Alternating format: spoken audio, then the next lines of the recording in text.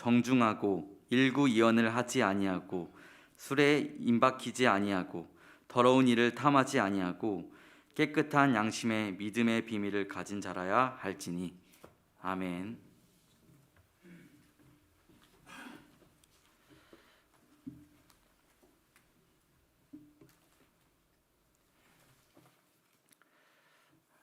예배 자리에 여러분 잘 나오셨습니다. 오늘 우리 향동교회 예배에 처음 출석하신 분들 주님의 이름으로 환영하고, 또 등록을 원하시는 분들은 나가시면서 우리 교육자들에게 말씀하여 주시면 감사하겠습니다.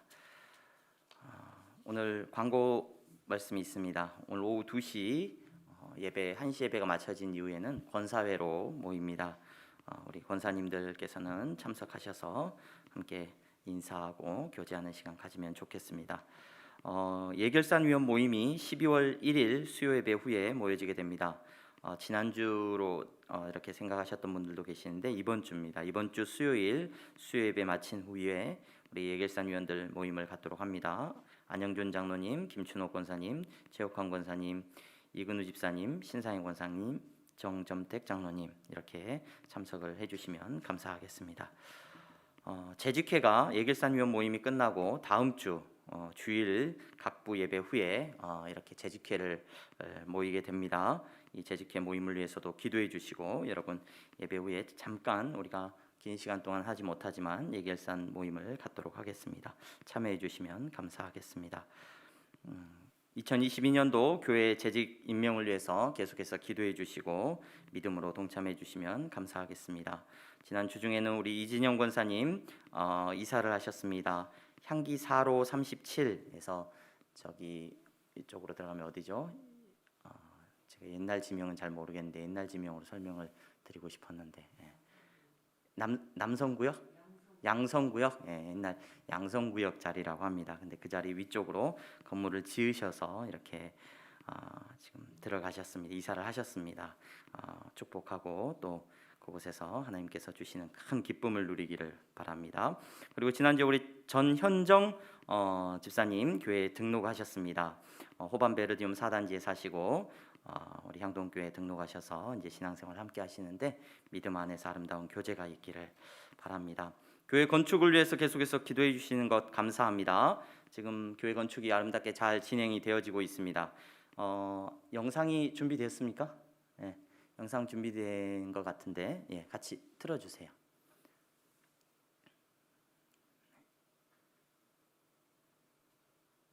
네, 지금 11월 20일까지 건축 진행되어지는 상황 우리 잠시 보겠습니다. 2층 공사가 이제 마무리되어져 가고 2층 콘크리트 타설을 지금 기다리고 있습니다. 화물연대 파업으로 인하여서 조금 한 며칠 우리가 연기되었는데 건축이 잘 진행되어져 가고 있습니다. 저희 1층 공사할 때 모습이고요. 지금 이제 2층 이렇게 가벽들이 공사되어져 가고 있습니다.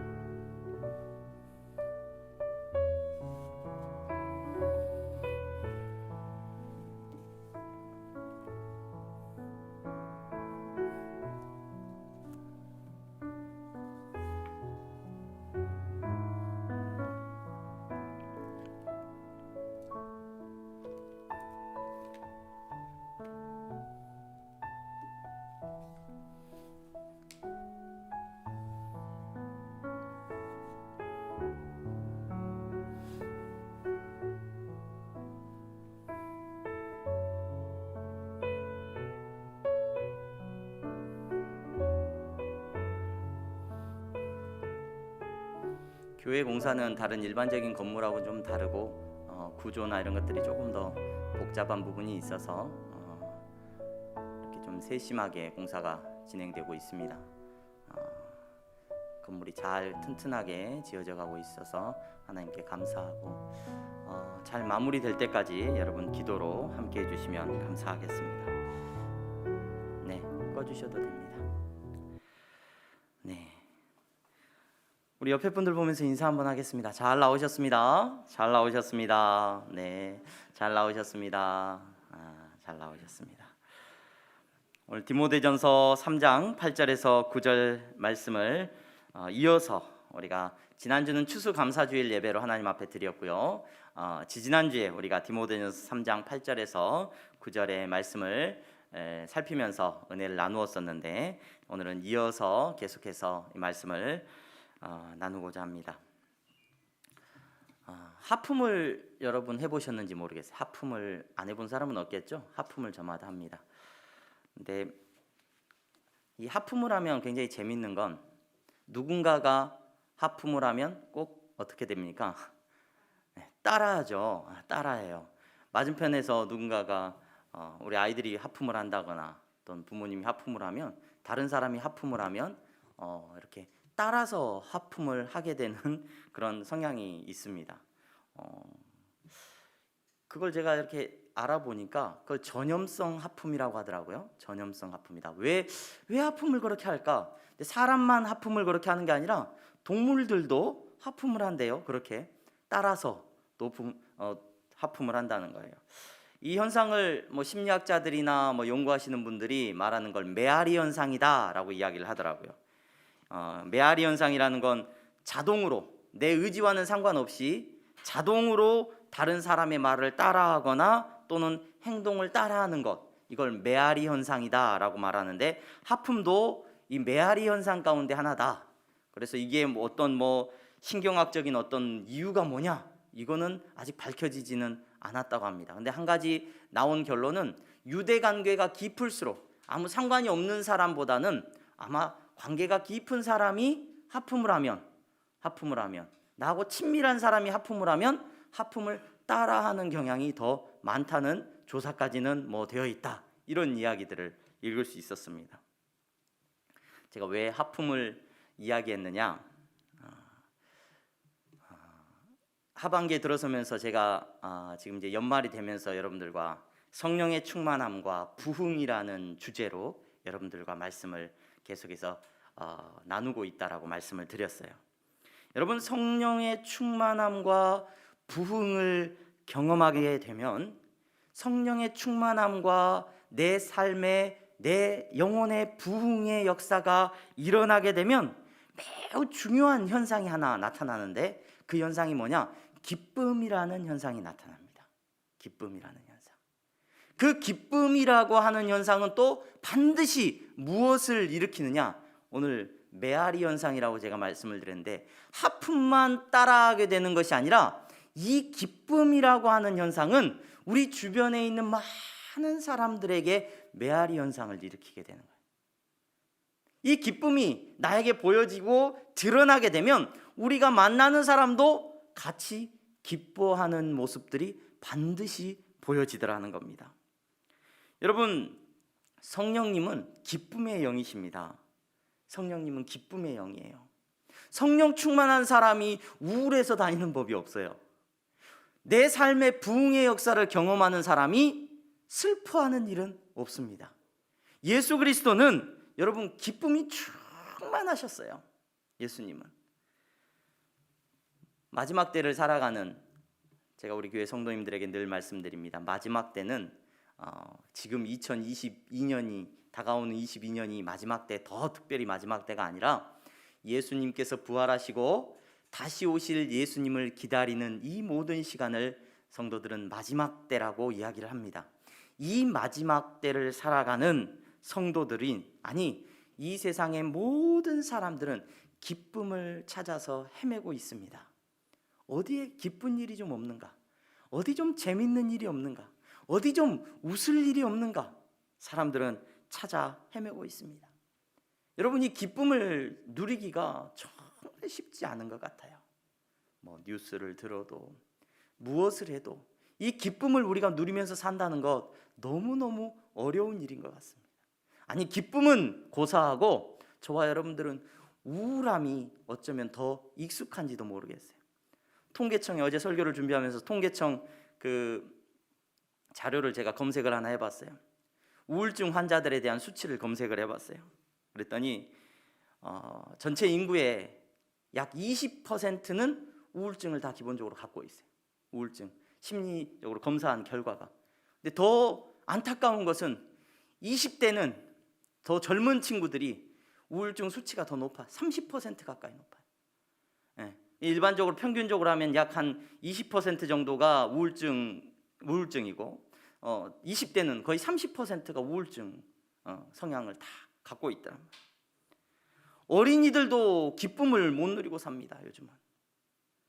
여러분, 젊은이들도 기쁨이라는 단어와는 거리가 멉니다.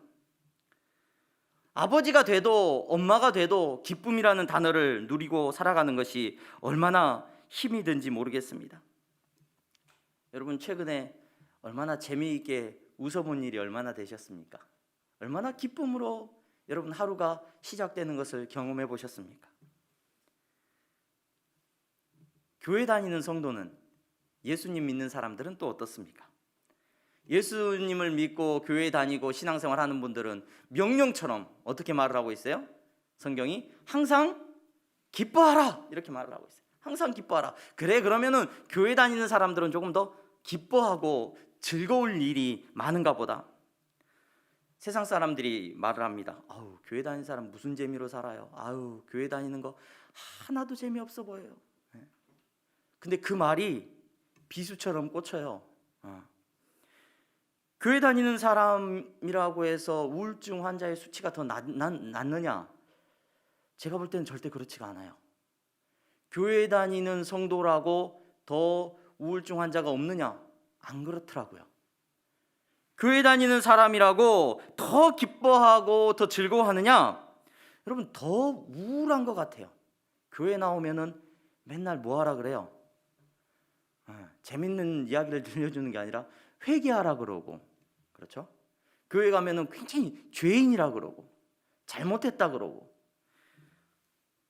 더 기쁜 일이 없는 삶이 그리스도인의 삶인 것 같고 교회 다니는 성도의 삶 같습니다.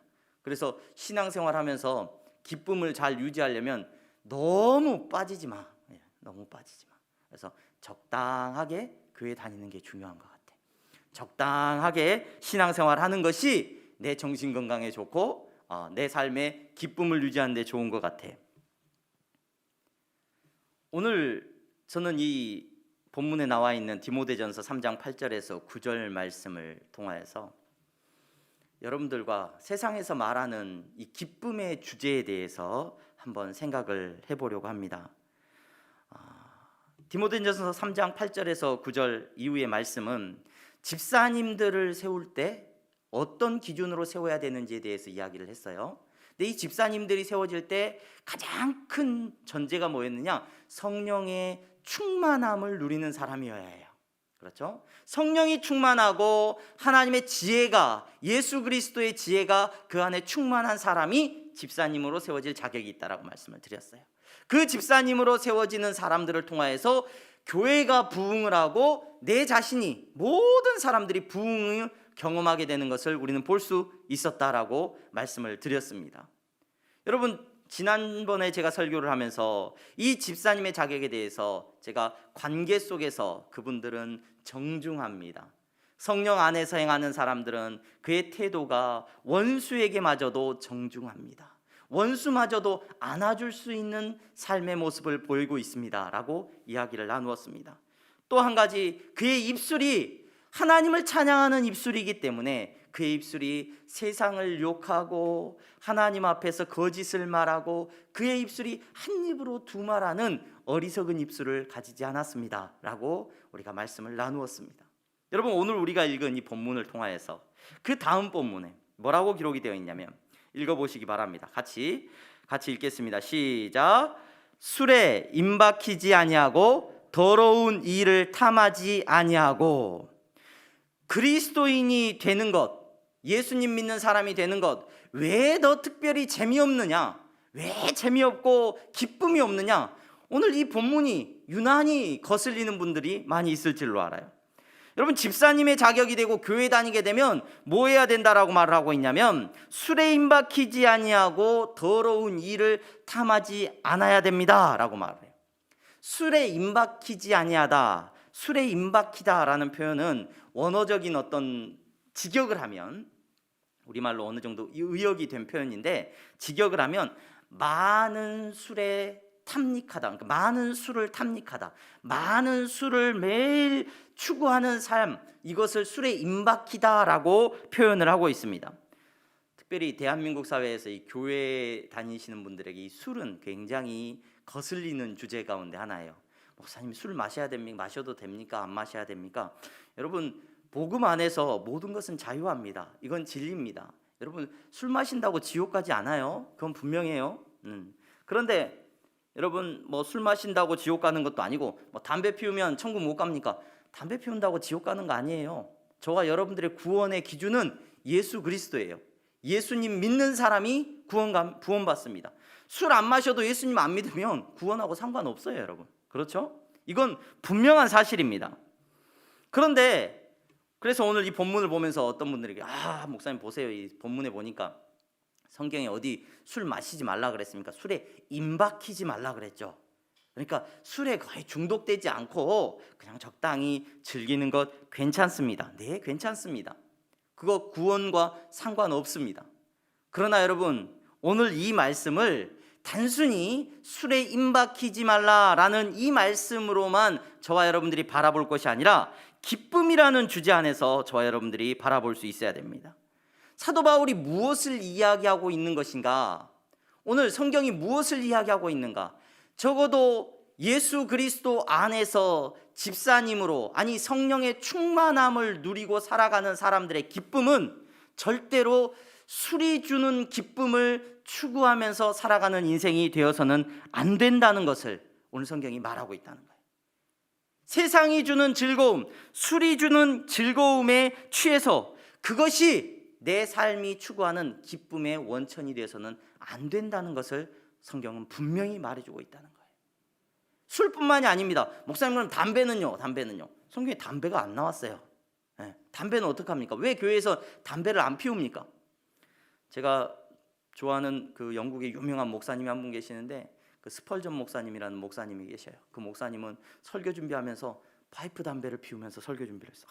사진에, 화보에, 설교집 화보에 담배 피우면서 설교 준비하는 사진이 잡혀 있어요. 한국에서는 만약에 목사님이 제가 목양실에서 담배 피우면서 설교 준비하는 모습이 잡혔다, 그러면 아마 그 다음 주로 사임해야 되겠죠. 뭐 문화적인 차이는 있습니다만, 담배는 어때요? 여러분, 세상에 다른 어떤 즐거움은 어떻습니까? 어떤 음식은 되고 어떤 음식은 안 됩니까? 세상에서 말하는 여러분들이 즐거워하는 그 즐거움들은 여러분, 우리가 구원받는데 어떤 영향을 주는 겁니까? 여러분, 확언컨대 여러분들이 가지고 있는 그 어떤 것도 우리의 구원에 영향을 주지는 않습니다. 우리는 예수님 믿기 때문에 구원을 얻는 사람이에요. 그러나 여러분, 기억하셔야 됩니다.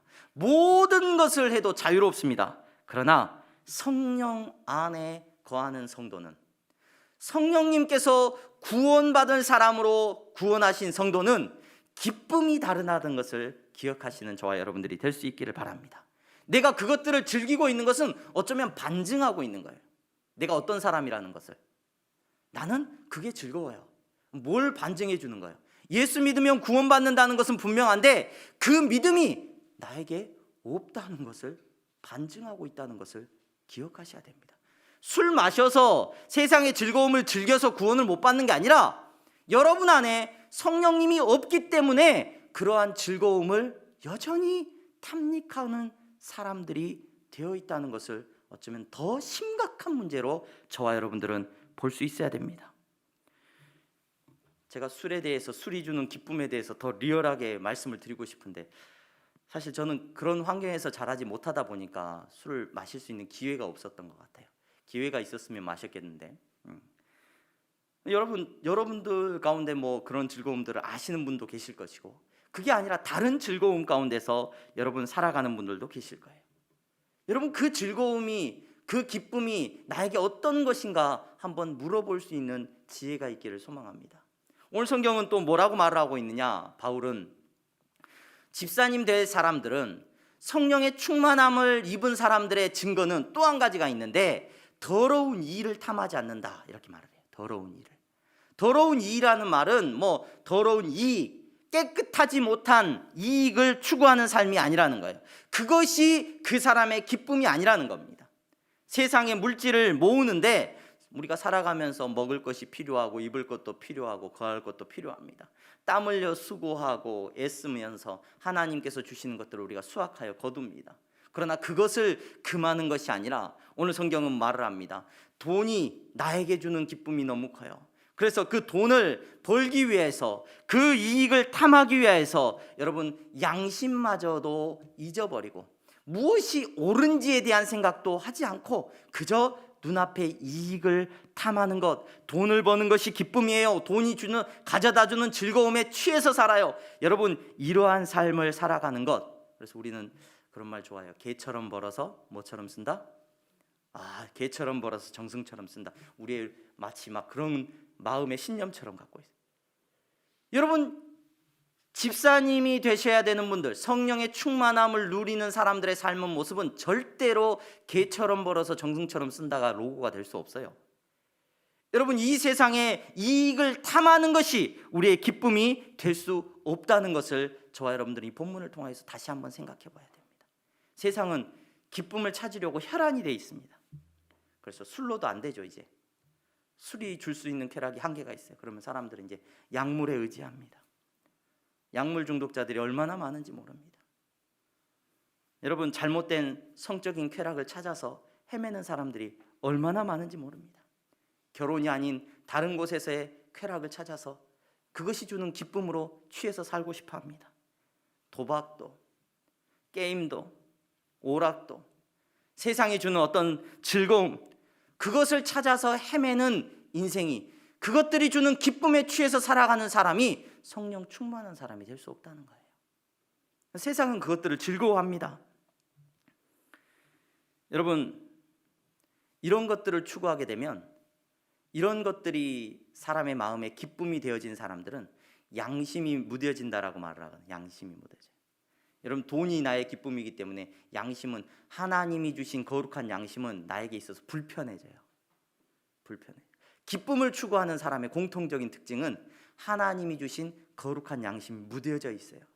최근에 우리나라의 문화가 전 세계로 막 이렇게 굉장히 빠르게 퍼지고 인기가 굉장히 많습니다. 근데 굉장히 걱정스러운 것 중에 하나는 우리나라 드라마나 막 이런 것들이 막 전해지는데, 여러분, 하나님께서 우리 대한민국 가운데 축복하시고 힘 주시고 능력을 주신 것은 분명히 우리에게 주신 하나님의 은혜를 땅끝까지 전하라는 사명 가운데 하나님께서 우리를 힘있게 하신 줄로 믿습니다. 여러분, 땅끝까지, 여러분, 우리 대한민국은 예수 그리스도의 복음을 전하는 나라가 되기를 간절히 소망합니다. 그런데 드라마가 먼저 전해지고, 이거 긍정적인 효과도 있겠죠. 그런데 드라마의 내용을 한번 보면은 힘들어요. 최근에 보니까 오징어 게임이라고, 오징어 게임. 최근에 인기가 굉장히 전 세계적으로 뭐 한류에 뭐 열풍이고 뭐 굉장히 인기가 많더라고요. 근데 그 드라마의 내용이 뭐냐? 돈 많은 사람들이 즐거움을 위해서 돈 걸어놓고 사람들 데려다가 게임 시키는 거예요. 그리고 그 게임을 하면서 그냥 죽이는 거죠. 게임에 탈락하면 죽이는 거예요. 죽이는 거. 그걸 보면서 돈 많은 사람들은 재밌어하고 더 많은 기쁨을, 쾌락을 원하는 거예요. 어쩌면 이 시대를 너무나 잘 말해주고는 있죠. 하지만 그것이 우리를 말해주고 있고 이 사회를 말해주고 있다라고 한다면, 여러분, 그것 때문에 여러분 사람들이 열광하고 좋아한다고 한다면 우리 자신을 한번 살펴볼 수 있는 지혜가 있어야 됩니다.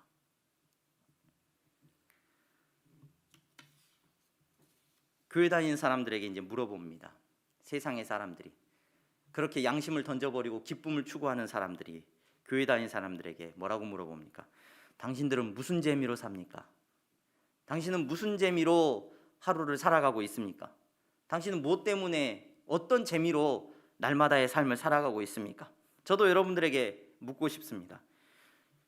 여러분, 교회 다닌다고 술도 못 마시시고 뭐 즐거움도 못 누리고 무슨 재미로 세상을 사십니까? 뭔 재미가 있습니까? 그래서 교회 다니는 사람, 뭐 문학 작품이나 영화나 뭐 이런 데 보면 교회 다니는 사람 고리타분하고 고지식하고 즐거움이라는 건 모르고 정말 꽉 틀어막혀 있고 말도 안 통하고 재미없는 인생의 대표적인 삶을 사는 사람들이 교회 다니는 사람들. 맞아요, 여러분. 교회 다니는 사람들은 이것도 하지 말라 그러고 이것도 죄라 그러고 안 된다 그러고 안 된다 그래요. 뭔 재미로 삽니까? 오늘 성도의 기쁨을, 성령님께서 우리 안에 계심의 이 기쁨을 경험하지 못한 사람은 그래서 안타깝고 불쌍한 종교인이 되고 맙니다. 오늘 우리가 읽은 본문에서 사도 바울은 집사님이 될 사람들, 성령의 충만함을 경험한 사람들은 절대로 세상의 즐거움에 취해서 살아가는 사람들이 아니라는 것을 못 받고 있습니다. 그러면서 어떤 즐거움이 그들에게 있는지를 오늘 비유적으로 말해주고 있어요. 그 다음에 보면 뭐라고 말을 하고 있냐면 본문을 보시기 바랍니다. 깨끗한 양심에 믿음의 비밀을 가진 자라야 할지니. 이게 무슨 기쁨하고 상관이 있느냐? 깨끗한 양심에, 하나님께서 주신 양심에 믿음의 비밀을 가진 자라야 할지니. 여러분, 이것이 성도가 누리는 놀라운 기쁨입니다. 마태복음 13장 44절에 보면은 이런 말씀이 기록되어 있어요. 예수님이 해주신 말씀이에요. 천국은 마치 밭에 감추인 보화와 같으니 사람이 이를 발견한 후 숨겨두고 기뻐하며 돌아가서 자기의 소유를 다 팔아 그 밭을 사느니라. 여러분, 성도는 이 비밀을 가지고 있는 사람이에요. 밭에서 보물을 발견했어요. 말할 수 없는 보물을 발견. 얼마 오래전이죠. 막 강원도에 한 밭에서 막 돈다발이 막 나왔어요. 막 도박 가던 사람들 막 모아놓은 돈이, 숨겨놓은 돌이 막 발견된, 막 만약에 땅을 파다가 어떤 사람이 땅을 샀는데, 밭을 샀는데 그런 보물이 나에게 발견됐다. 그러면 그 사람은 돌아와서 그 비밀을 가지고 어떻게 한다는 거예요? 슬퍼하면서 밭을 사요? 아니죠. 기뻐하면서 그 기쁨을 감당하지 못하면서 밭을 사는 것이 그 사람의 모습일 거라고 예수님이 비유해 주고 있습니다. 여러분, 로또 사보셨는지 모르겠습니다. 저는 중고등부 학생들하고 사역하면서 로또를 한 장씩 사가지고 선물도 줬어요. 야, 로또 받아가지고 당첨되면 목사님하고 그때는 전사님하고 나누자 얘기했어요. 여러분, 로또 한 장, 당첨도 안 된 로또 한 장이 주는 기쁨을 아십니까? 안 사보신 분들은 모를 거예요. 와, 이거 당첨될 것 같거든요. 당첨될 것 같아요. 얼마나 가슴 설레는지 몰라요. 여러분, 당첨된 로또를 내가 호주머니에 놓고 있다. 당첨이 됐어요. 이 로또가. 복권이 당첨이 됐어요. 이거 아무도 몰라. 나만 알아. 이거 딱 당첨돼가지고 내 호주머니에 놓고 있는 사람. 이 사람이 여러분 슬퍼할까요? 기뻐할까요? 여러분, 이 사람이 우울한 인생이에요? 슬프니? 아유, 너는 무슨 재미로 사니?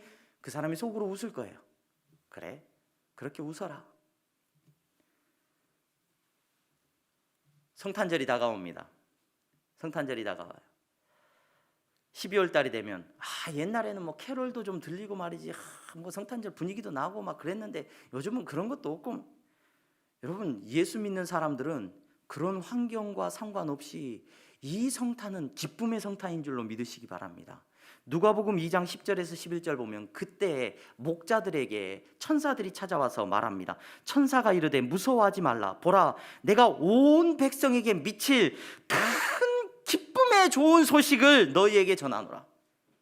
여러분, 예수님께서 이 땅에 오신 사건, 저와 여러분들이 구원받은 놀라운 은혜는 놀라운 기쁨의 소식인 줄로 믿으시기를 바랍니다. 예수님이 오셔서 뭐라고 말씀하셨냐? 내가 이것을 너희에게 이름은 내 기쁨이 너희 안에 있어 너희 기쁨을 충만하게 하려 합니다.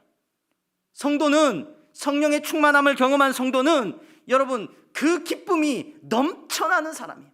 세상이 줄 수 없는 믿음의 비밀을 가지고 있는 성도는 여러분 그 기쁨 때문에 견딜 수가 없는 사람이 성도라는 것을 기억하시기를 바랍니다. 예수님은 기쁨의 예수님이세요. 예수님은 십자가 지고 죽으셔가지고 고통받고 힘들어하신 예수님인데 뭐가 기뻐요? 믿음의 주요 또 온전하게 하신 이인 예수를 바라보자. 그는 그 앞에 있는 기쁨을 위하여 십자가를 참으사 그 기쁨이 너무나도 크고 위대하기 때문에 여러분 예수님께서 지셔야 했던 십자가마저도 그는 능히 감당할 수 있었노라고 히브리서 기자는 이야기하고 있습니다. 이 기쁨이 없는데 교회에 어떻게 나오십니까? 이 기쁨이 없으니까 교회 가서 이상한 기쁨을 자꾸 찾아요. 교회가 다른 기쁨을 줘야 된다고 착각을 합니다.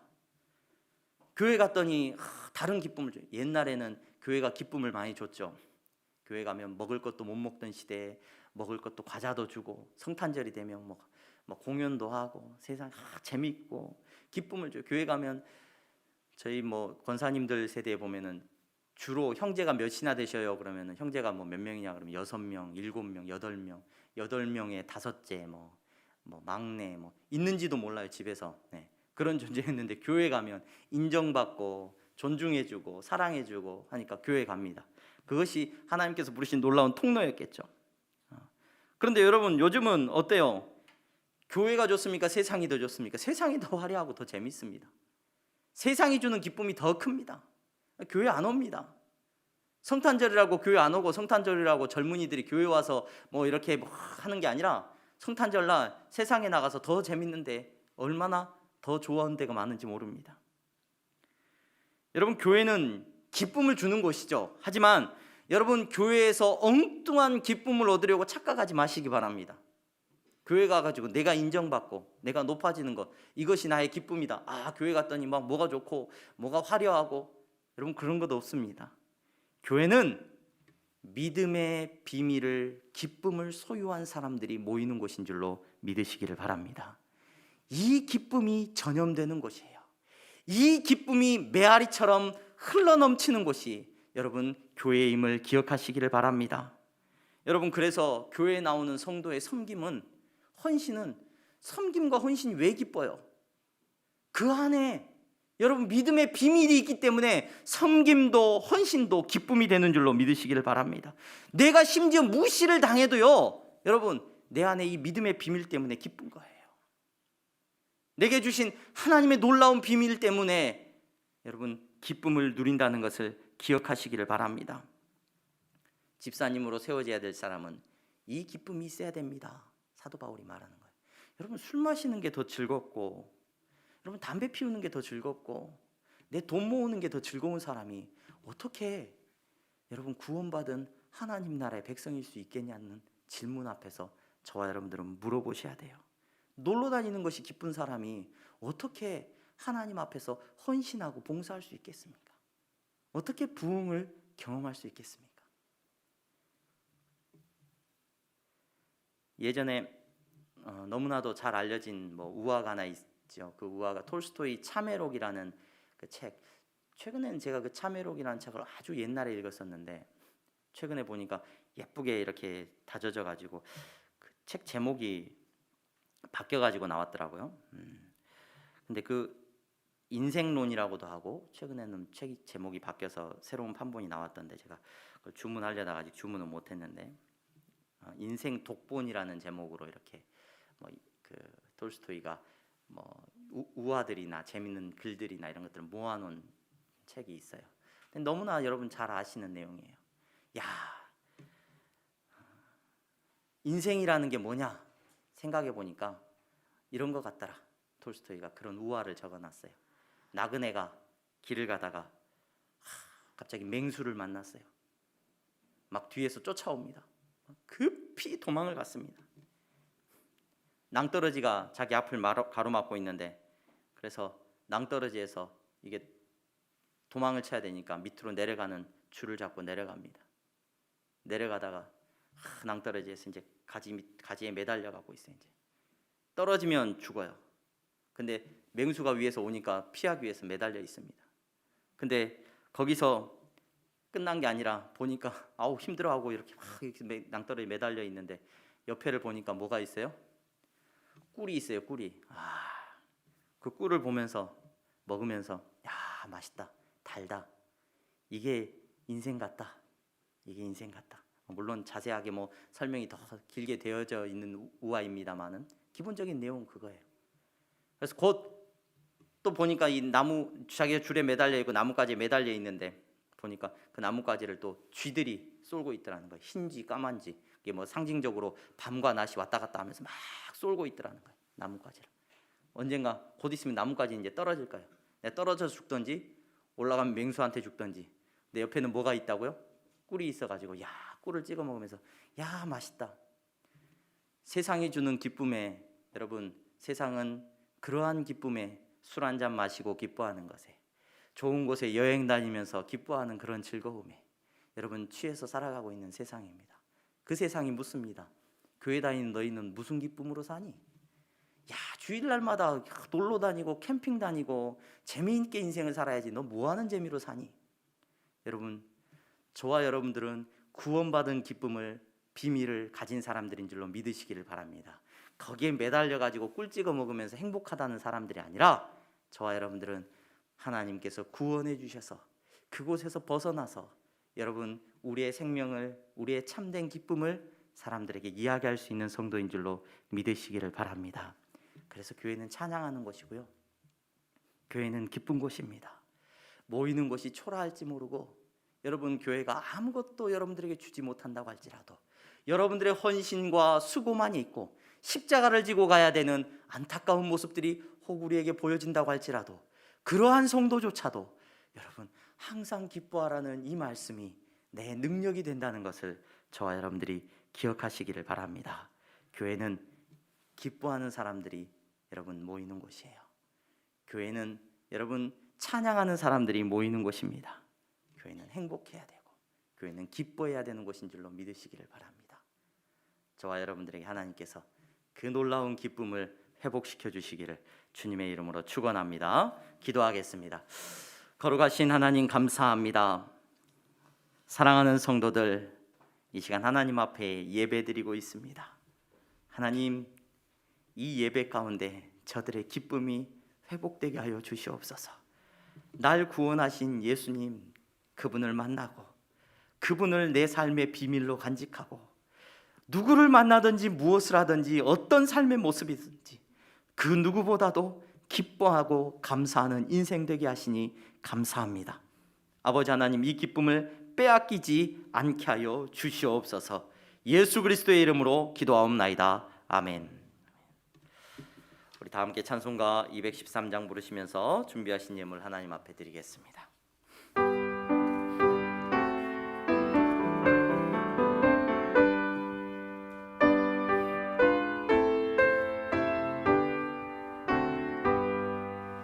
나의 생명 드리니 주여 받아주셔서 세상 살아갈 동안 찬송하게 하소서.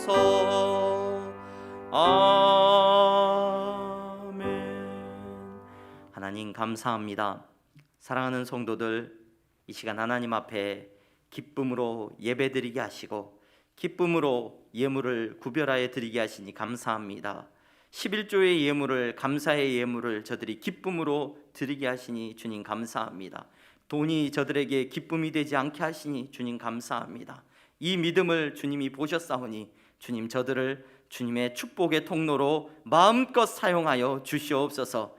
하나님의 기쁨을 주의 하나님 아버지 전하게 하시고 주의 예수 그리스도의 놀라운 비밀의 기쁨을 저들이 품고 저들이 세상 가운데 전할 수 있도록 저들을 힘있게 하여 주시옵소서. 저들을 섬기고 나누는 일 가운데 사용하여 주시기를 바랍니다. 저들의 손이 메마르지 않게 하여 주시옵시고 저들의 인생이 궁핍하지 아니하도록 주여 지켜 주시옵소서. 아버지의 나라를 위하여 마음껏 쓰임받을 수 있도록 저들을 축복하여 주시옵소서. 선교의 예물을 드립니다. 우리가 누리는 이 예배의 기쁨을, 우리가 누리는 이 놀라운 자유의 기쁨을 주여 땅끝까지 전하는 우리 대한민국이 되게 하여 주시옵시고 그 일 가운데 교회가 쓰임받게 하여 주시옵소서. 아버지, 장학헌금을 드립니다. 우리의 다음 세대가, 우리의 젊은이들의 세대가 우울증에 빠져있는 세대가 되지 말게 하여 주시옵시고 예수 그리스도를 만난 기쁨 가운데 살아가는 세대가 되게 하여 주시옵소서. 세상이 주는 즐거움에 취해서 살아가는 세대가 되지 아니하도록 주여 붙잡아 주시옵소서. 아버지 하나님,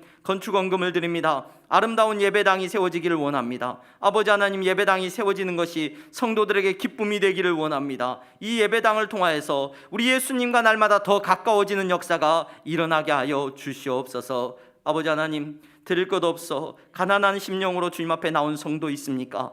더 큰 축복을 허락하시고 위로를 허락하여 주시옵소서. 예수 그리스도의 이름으로 기도하옵나이다. 아멘. 우리 다 함께 일어나서 주기도문 찬양하시겠습니다.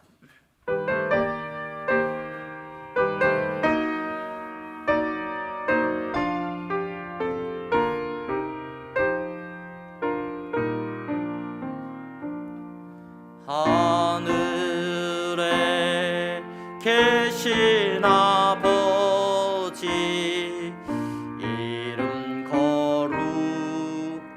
거룩하사 주님 나라 임하시고 뜻이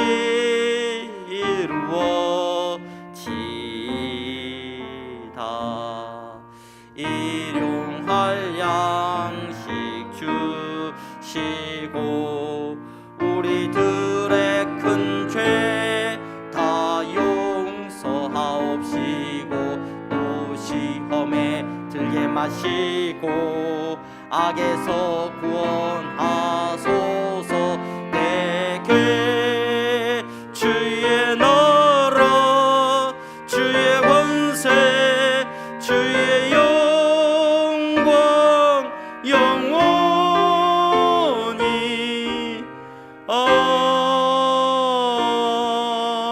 아멘. 주 예수 그리스도의 은혜와 하나님 아버지의 사랑하심과 성령의 교통 충만하심이 예수 그리스도를 만난 놀라운 기쁨을 품고 살아가는 사랑하는 성도들의 머리머리 위에 이제부터 영원토록 함께 있을지어다. 아멘.